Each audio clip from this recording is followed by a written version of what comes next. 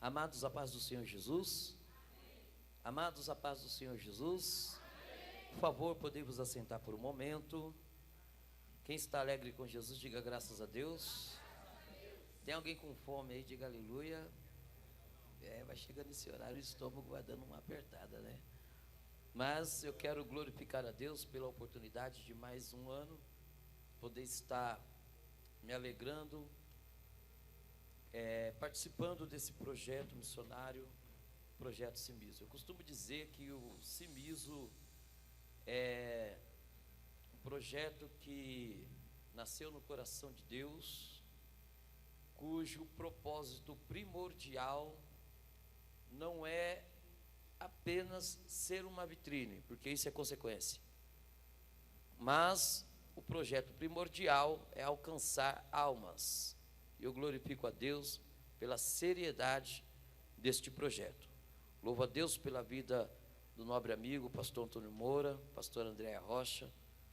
Pastor Antônio Moura é um amigo, conselheiro, aonde sempre que eu posso, eu tenho buscado, ouvido e aprendido com o nosso abnegado pastor Antônio Moura. Glorificar a Deus pela vida de cada companheiro, amigos que estão. Talvez eu esqueça alguns nomes, mas pastor Rogério, Jeremias, Deus abençoe. Pastor David, satisfação, uma honra revê-lo. Apóstolo Wagner, satisfação, uma honra revê-lo. Deus abençoe, cantora Dalma. Pastor Geilson, meu amigo, Deus abençoe.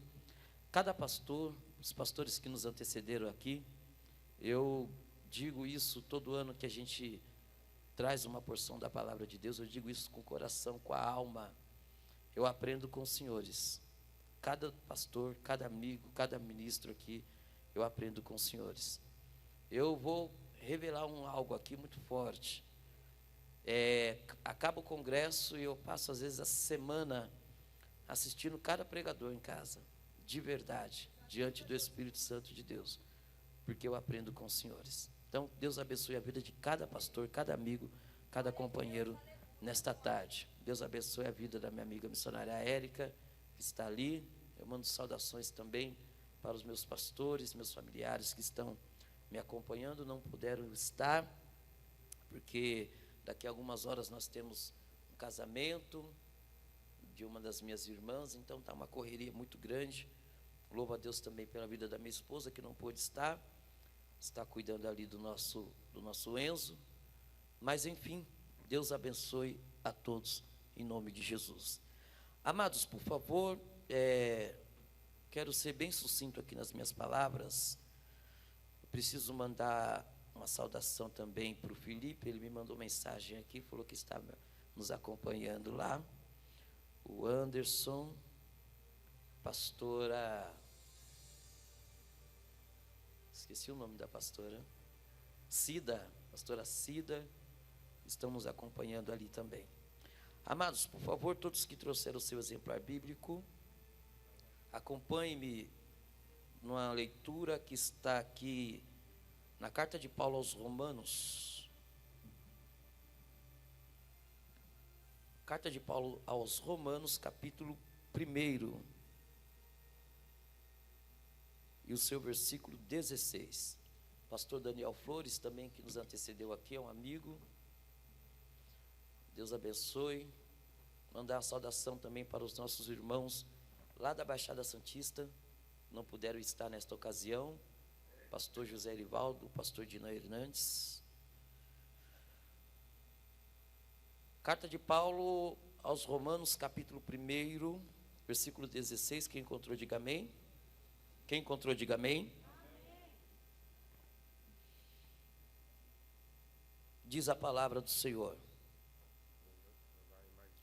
porque não me envergonho do evangelho de Cristo, pois é poder de Deus para a salvação de todo aquele que crê, primeiro do judeu e também do grego.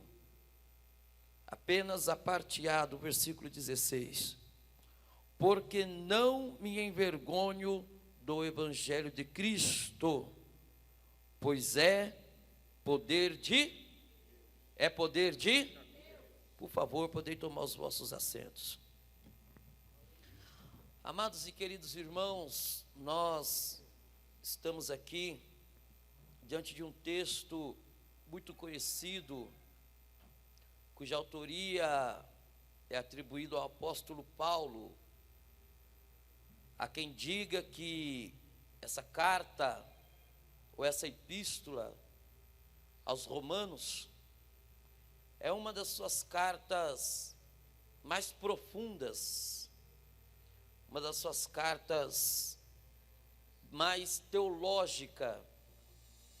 E nós precisamos ressaltar aqui que, embora a carta aos Romanos é de autoria do apóstolo Paulo, porém, não é o mesmo que escreveu a carta. Ele é autor, mas não é ele quem escreve a carta aos Romanos. A história diz que Paulo, ele usa de uma espécie de um amanuense, ele usa de uma espécie de um escriba ou de um secretário, que Paulo vai narrando e o mesmo vai escrevendo. E quem era esse homem? Era Pércio. Se nós lemos do capítulo 16, versículo 22, Pércio, ele traz uma saudação e ele é enfático em dizer que ele escreve essa epístola. Porém, Paulo, ele narra, Pércio, ele vai escrever esta carta, e tudo indica que quando essa carta é escrita, Paulo está em Corinto, ele está na cidade de Corinto. E vale ressaltar que do capítulo de número 16, do versículo 1, Paulo ele faz uma recomendação de uma irmã chamada Febe. Febe, possivelmente, ela é responsável, ela está incumbida de receber esta carta, porque a mesma, ela serve na cidade de Cencreia, e possivelmente ela recebe a carta, leva ao pastor da igreja que está em Roma, e o mesmo vai lecionar, ou ministrar, ou pregar sobre essa carta de Paulo. Porém, nós precisamos entender que isso é obra missionária, porque ninguém faz missões sozinho, ou seja, ninguém faz nada sozinho. A obra de Deus, no seu contexto em geral, ela é uma unidade. Paulo, ele narra, Pércio escreve, Febe recebe e leva à igreja que está em Roma. Isso é missão, isso é obra missionária, isso é obra de Deus. É bem verdade que nós fazemos a composição do corpo de Cristo e cada um é usado de uma forma diferente. Cada um tem uma funcionalidade na obra de Deus. Cada um tem o seu papel. Porém, todos são úteis para o reino dos céus. Eu vou repetir. Todos são úteis na obra de Deus.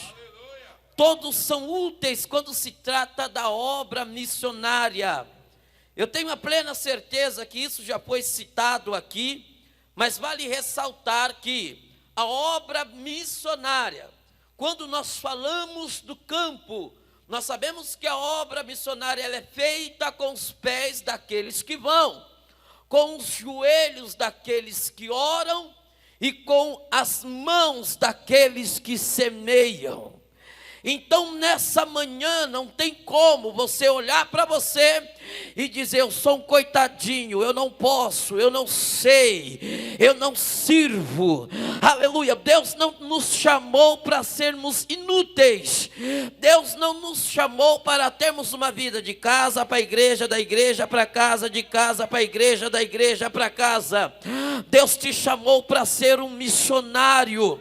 Quando Jesus disse aos discípulos: ide por todo o mundo e pregai o evangelho a toda criatura, Jesus não faz menção de status, Jesus não faz menção de posição eclesiástica.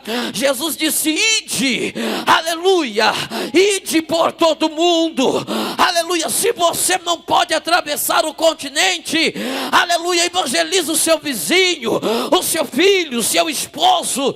Me perdoe pela sinceridade, às vezes nós levantamos de manhã naquela correria, precisamos trabalhar, depender o nosso pão de cada dia, ou resolver qualquer coisa, levantamos correndo, entramos no nosso carro e vamos resolver os nossos problemas, e muitas das vezes não temos coragem de olhar para o vizinho e dar sequer um bom dia para ele.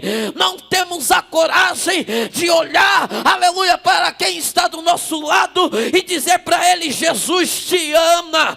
Sendo que a obra missionária, ela não começa de fora para dentro, mas ela começa de dentro para fora. Nesta manhã, Deus está dizendo para cada um de nós: você é útil na obra do Senhor, você é útil na obra missionária. Agora nós somos especialistas em dar desculpas para não fazermos. Nós somos especialistas em dar desculpas para fugir do nosso chamado. Jeremias, quando foi chamado, ele disse: eu sou uma criança, não posso, ai de mim, eu sou pequeno, não sei falar. Isaías vai dizer: eu habito no meio do povo de impuros lábios, quem sou eu? Não posso ir. Mas Deus diz: isso não é problema, Isaías. Deus permite que o anjo vai lá no altar, tira uma brasa do altar, purifica os lábios de Isaías, está resolvido o problema. Jeremias, eu não sei falar, fica tranquilo, Jeremias, porque aonde eu te mandar tu ir, tu vai, e não é você que vai falar, Jeremias, eu vou colocar a palavra na sua boca. Então cutuque essa pessoa que está do seu lado e diga para ele: acabou a desculpa. Fala para ela: acabou a desculpa. Toca nele com educação e carinho e diga: você é útil para a obra missionária. Ninguém faz a obra sozinho. Quem pode adorar? Quem ainda tem ânimo para dar 3 glórias bem bonito para o homem das mãos furadas? Elabará show de calabácia. Aleluia.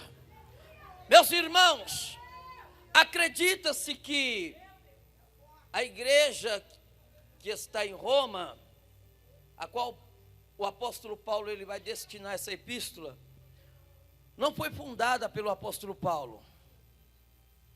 A tese mais coerente diz, Dr. Wagner, que a igreja de Roma, ela foi fundada possivelmente por um dos irmãos estrangeiros que estavam em Jerusalém, na ocasião, meu nobre pastor, de Atos do capítulo 2, no dia de Pentecostes, onde a cidade está tomada de judeus, de estrangeiros que vieram de toda a parte do mundo para adorar em Jerusalém.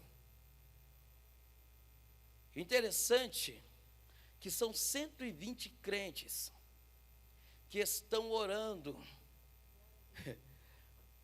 que estão buscando o cumprimento da promessa.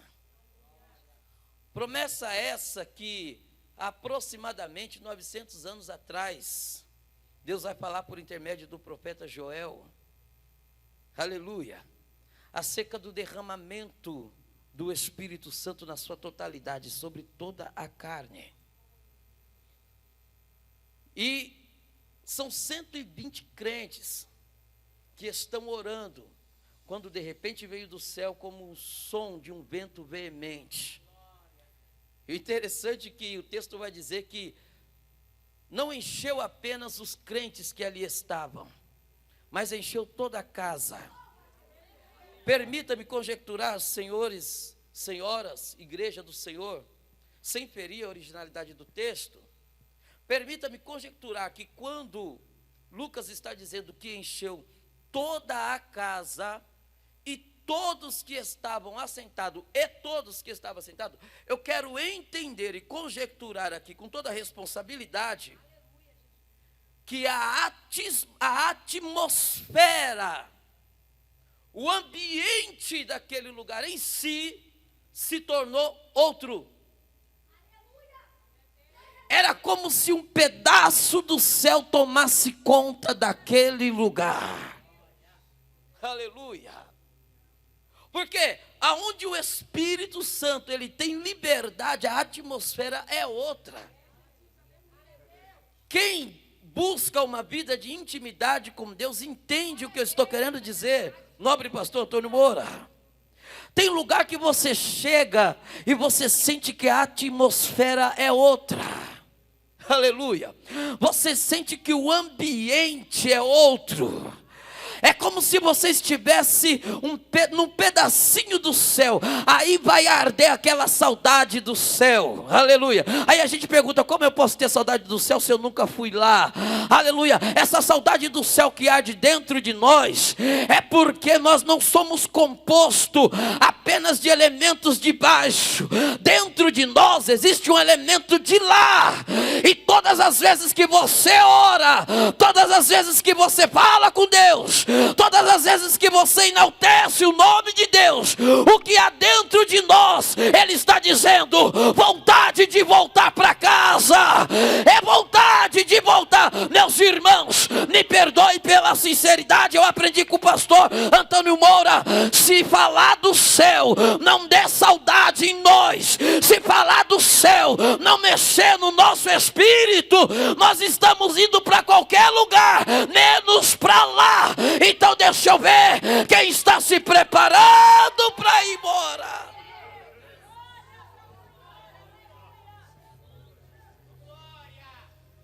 A atmosfera muda. É mais ou menos assim. Você vem para o Cimismo, você chega meio triste, angustiado, meu nobre pastor, porque eu não estou pregando para máquinas aqui, estou pregando para seres humanos. E não é todo dia que o negócio está favorável ao nosso lado, né, pastor David?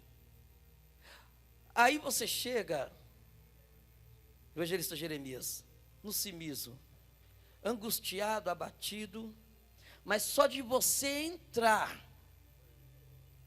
a angústia vai embora, a tristeza vai embora, pastor. Você não precisa nem ser mencionado, não precisa ter oportunidade, não, só de você entrar, porque o clima espiritual, a atmosfera é outra. Aí encheu toda a casa e todos que estão assentados. Houve um barulho tão estrondante, porque a cidade toda está tomada de pessoas. A cidade está em festa, e eu nunca vi festa que não tem barulho. Porém, o barulho que houve lá dentro, com 120 crentes orando, pastor David, ele vai superar, ele vai estrondar, vai abalar as estruturas daquela cidade. Eu acredito e sei que o nosso Deus, quando Ele quer, Ele trabalha no silêncio. Deus, quando Ele quer, Ele fala numa brisa suave, quando Ele falou, como Ele falou com Elias. Mas também quando Ele quer fazer barulho, não tem quem segura. Eita glória!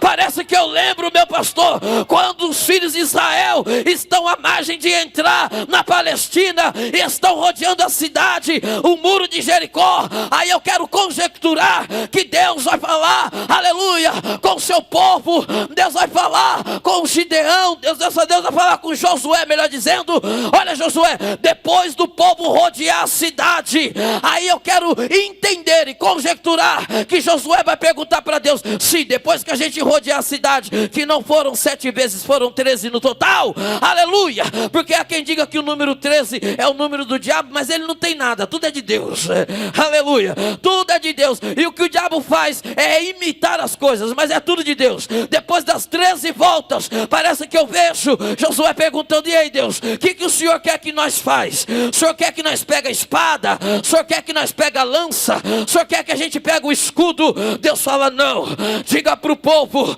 só fazer uma coisa, eu só quero uma coisa. O que, Deus? Barulho. Barulho. Eita, mas como vai ser esse barulho? Não sei, mas tem que ser de adorador. Se tem uma coisa que o crente pentecostal sabe fazer, é barulho de adorador. Quem passa na rua pensa que o ginásio está lotado. Não, mas só tem 120 adorador aqui. Cadê quem vai fazer barulho de adorador? Ainda tem ânimo para adorar? Joga a mão para cima, porque é para Ele a glória, é para Ele o louvor, a adoração é dele. Elabaiocé, iribacandoraia, os tímpanos de Satanás vai explodir mais uma vez, porque ainda tem adorador na casa.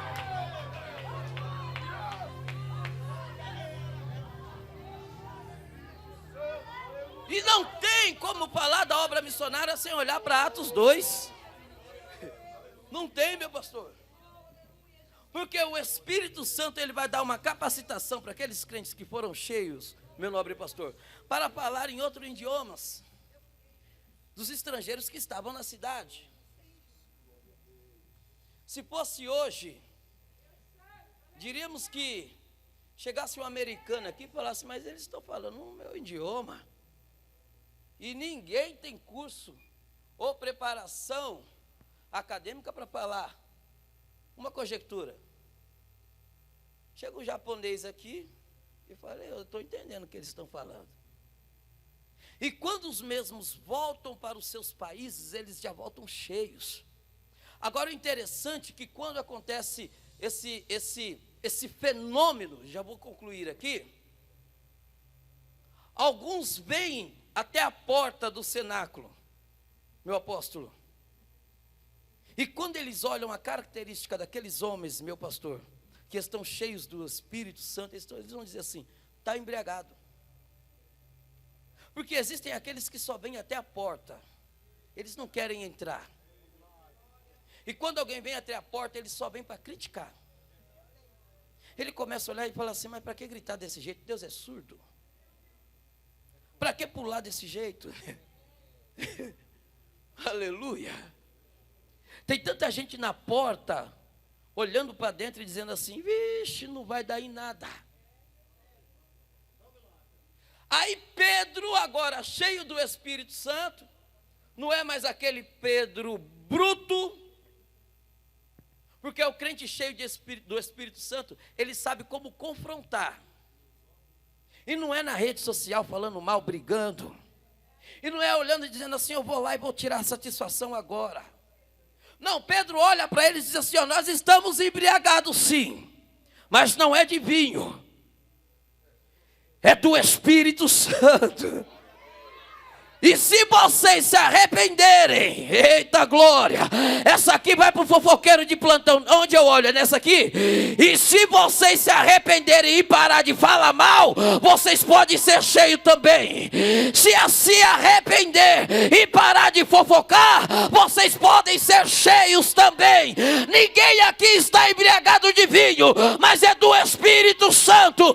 Se você resolver sair da porta e entrar, Deus vai te encher também. E se crer, pode receber agora.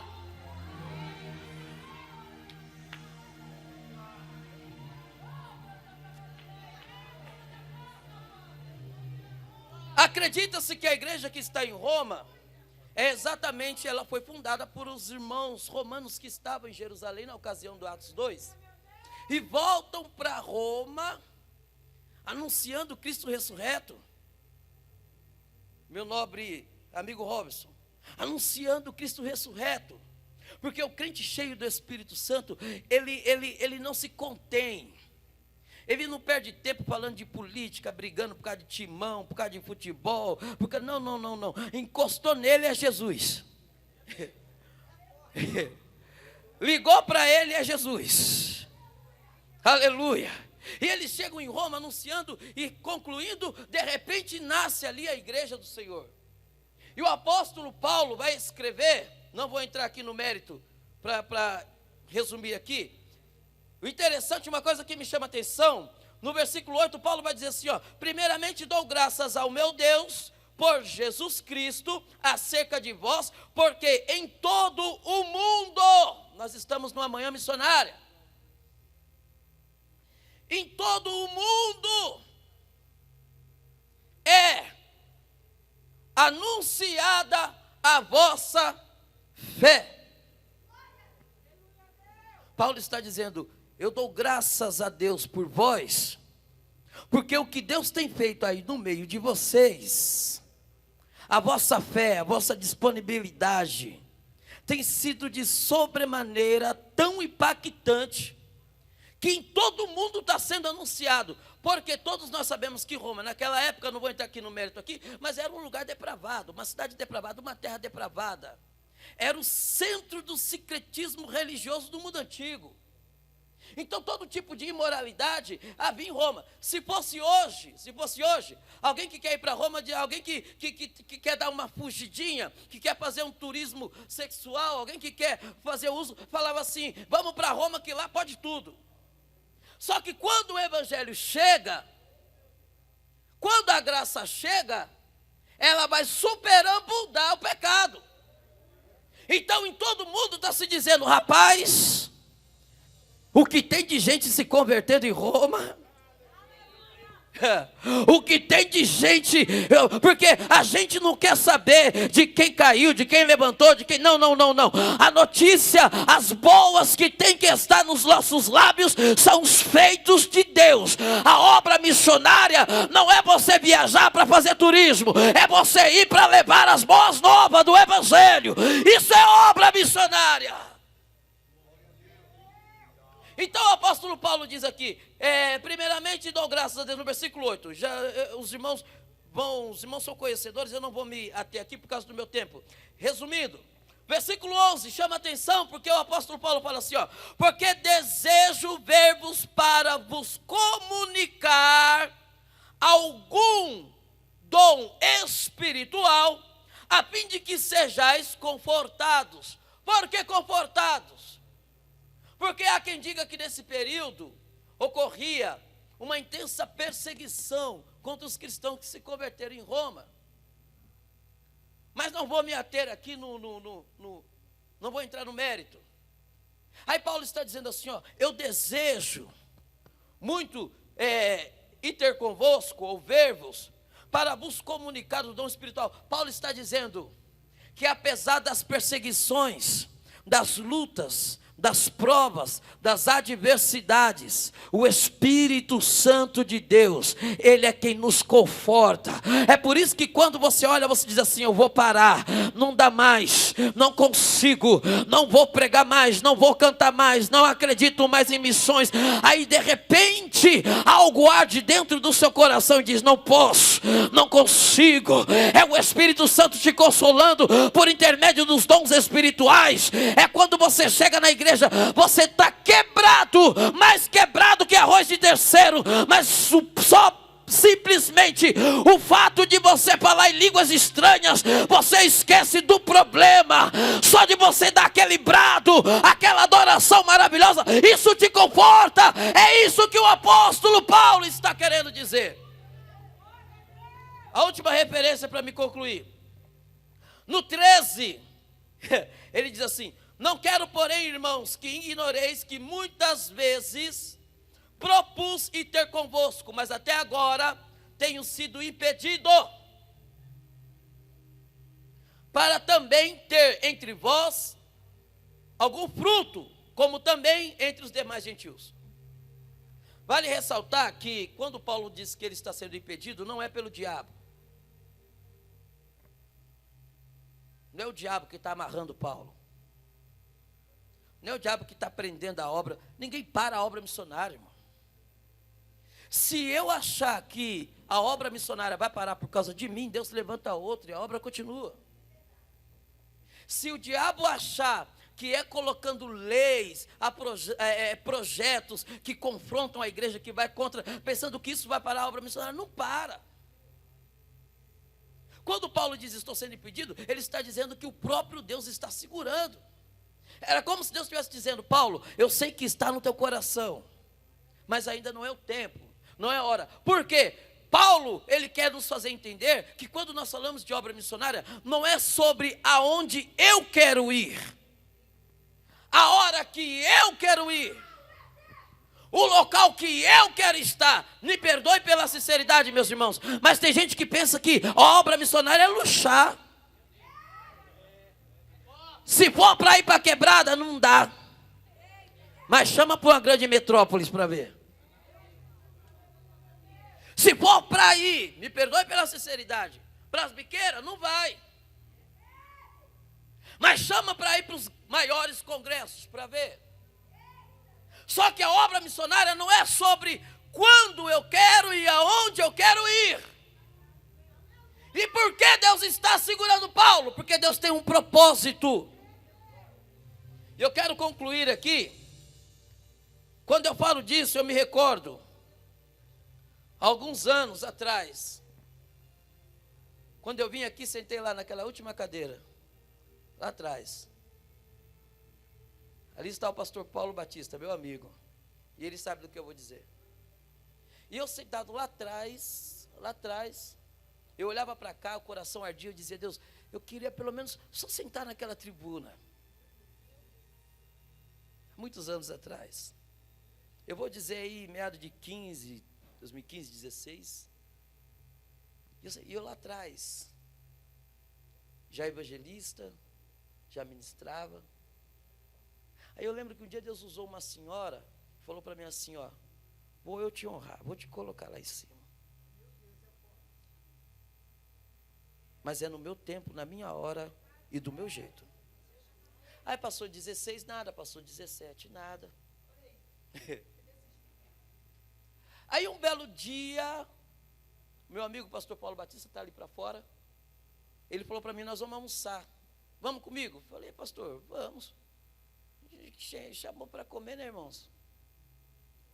Aí ele falou para mim assim: ó, coloca um terno, vai social. Falei: oxe, pastor, eu vou comer com a boca, não é com o terno não, mas manda quem pode, obedece quem tem juízo. Aí coloca o terno, coloca a gravata e viemos almoçar aqui, em Suzano. Quando chegar lá, quem está lá também? Pastor Antônio Moura. Almoçamos, falamos de Deus, falamos de Jesus. Se não me falha a memória, 4 anos atrás. De repente, pastor Antônio Moura olha para mim e falou assim: ó, Deus me manda te dizer que esse ano o senhor vai estar num Cimiso e trazendo uma palavra. Agora, por que Deus, todo esse tempo, Deus está provando, Deus, eu queria estar lá, Deus, eu queria, sabe por quê, meus irmãos? Que é para a gente aprender a valorizar esse momento aqui, ó. Me perdoe pela sinceridade, eu vou falar de mim. Tem muita gente que senta lá atrás, que prega melhor do que o evangelista Washington, que tem mais conhecimento, que tem mais formação, às vezes tem mais dinâmica.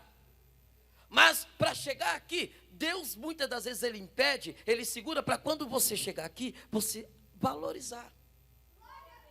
Quando eu chegar aqui, eu tenho uma consciência missionária. Eu não estou aqui porque eu sou melhor, porque não. Eu estou aqui porque Deus me trouxe aqui para que eu tenha uma consciência missionária. Isso aqui é missões. Para quando o evangelista chegar aqui, ele entender que não é contra os meus companheiros. Eu não tenho que confrontar meus companheiros de altar. Eu tenho que aprender com eles. E quando pegar esse microfone, pregar a palavra, falar de Bíblia, falar de Jesus. Aí no versículo 16, para concluir, o apóstolo Paulo vai dizer: mas eu não me envergonho do evangelho de Cristo, porque é poder de Deus para todos que creem. Por que Paulo está dizendo que ele não se envergonha do Evangelho de Cristo? Porque nós sabemos que naquele tempo, os pastores conhecem com mais propriedade, talvez poderiam dizer com mais propriedade do que eu. Naquele tempo, ser cristão não era como é hoje. Camarada é artista, é ator, ele fala, sou cristão, sou crente. Parece um hobby, né, pastor? Hoje qualquer um fala assim, eu sou gospel, eu sou cristão, sou crente, eu vou na igreja. Hoje... Mas naquele tempo era uma aberração para aqueles que acreditavam no cristianismo, seguiam o cristianismo. Para ser um cristão naquele tempo, alguém olhava assim, isso não vai muito longe não, meus irmãos. Se nós voltarmos aí aproximadamente, vamos dizer aí, uns 25, 26, 27 anos atrás, você falava que era crente, muita gente ainda zombava de você, ria. Tinha gente que tinha vergonha de carregar a Bíblia para ir para a igreja, para não ser zombado. Só que o apóstolo Paulo está dizendo assim, eu tenho honra, eu me sinto honrado, eu tenho prazer no Evangelho de Cristo. Por quê? O Evangelho de Cristo é poder de Deus. Deixa eu concluir aqui. Aí, eu pergunto uma coisa, que poder é esse que eu recebo, que não me leva a se compadecer das almas que estão sofrendo lá fora? Se eu vivo o Evangelho, se o Evangelho entrou em mim, diz um pastor muito conhecido, que às vezes a pessoa entrou no Evangelho, mas o Evangelho não entrou nele, não é assim? Se o Evangelho de Cristo está inserido dentro da minha alma, e ele é poder de Deus, é poder para quê? Só para eu falar em línguas? Só para eu bater o pé, bater a mão, cortar cana? Só para eu correr? Não, o poder é poder de Deus para resgatar, para salvar, para libertar, para quebrar correntes. Aleluia. Jesus lá no Evangelho de segundo escreveu Lucas, ele entra na sinagoga e ele começa a dizer assim, ele começa a dizer exatamente o que Isaías profetizou lá no capítulo 61, se não me falha a memória. Ele vai dizer, o Espírito do Senhor Jeová está sobre mim. E ele me ungiu, para quê? Para viver de casa para a igreja, da igreja para casa, de casa para a igreja, da igreja para casa? Não. Para pregar liberdade aos cativos. Restauração de visão aos cegos. O Evangelho que não mata a fome do faminto. O Evangelho que não abraça o morador de rua. O Evangelho que não traz libertação para aquele que está acorrentado no vício. Me perdoe pela sinceridade, não é o Evangelho de Cristo. Porque o Evangelho de Cristo, Paulo falou, é poder de Deus. Eu sei que tem muitos aqui que talvez outrora, quem olhava dizia assim, esse aí vai morrer assim, é todo torto, é todo perdido. Mas o Evangelho de Cristo te alcançou, evidentemente, pela obra missionária. Alguém foi lá, alguém anunciou, alguém chegou, e esse Evangelho entrou na sua vida, e te colocou hoje aqui, sentado entre os príncipes, todo de terninho, gravatinha, sapatinho. Aí Jesus disse, não é só isso, alguém precisa ser alcançado lá fora. E é esse poder que o Evangelho nos proporciona. E você está munido desse poder. Você tem esse poder. E a obra missionária é isso. Eu ainda sou menino, irmãos. Reconheça a minha pequenez, estou começando. Tenho aproximadamente 22 anos como evangelista. Aproximadamente 26 anos pregando a palavra do Senhor. E a gente vai aprendendo, e estou aprendendo ainda. Mas eu senti na pele um pouco o que é a obra missionária. Quando eu fui para o campo. De viajar 3 horas dentro de um ônibus muito antigo que tinha aqui, que fazia ali a litoral. Quem conhece, eu acredito que os pastores que são daqui conhece, o senhor lembra do Samavisa Litoral? Muitos anos atrás. Samavisa Litoral. De eu pegar esse ônibus para ir pregar a palavra do Senhor, 3 horas. Não tinha ar-condicionado, não tinha nada. 3 horas, com fome, com sede. Cada parada dava vontade de comer, mas não tinha recurso. Não tinha dinheiro. Aí eu ia lá no banheirinho do fundo, quando você aperta aquela água lá, sai mais quente que aquilo lá dá para despelar um porco. Desculpa o exagero. Né? E eu pegar aquela água, colocar na boca assim, e cuspir, para poder aliviar, para poder chegar no destino, porque estava só com a passagem de ida. Isso, eu estou falando de algo superficial. E se eu não pensar nos missionários que estão lá, que não é só isso, que muitas das vezes eles estão anunciando que Jesus é o pão da vida, mas muitas das vezes eles não sabem o que vão comer daqui a pouco.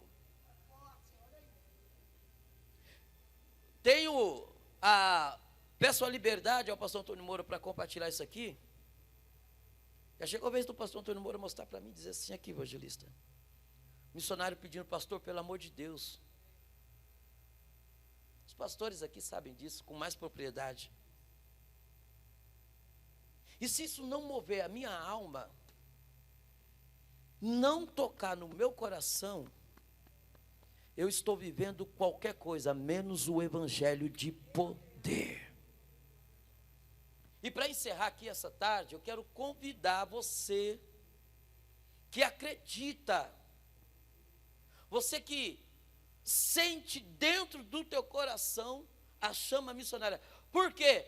O evangelho de Cristo, o que é a chama missionária que arde dentro do meu coração? Não é um símbolo, não. A chama missionária é eu colocar a cabeça no travesseiro e dizer assim, Deus, muito obrigado porque eu tenho uma cama confortável.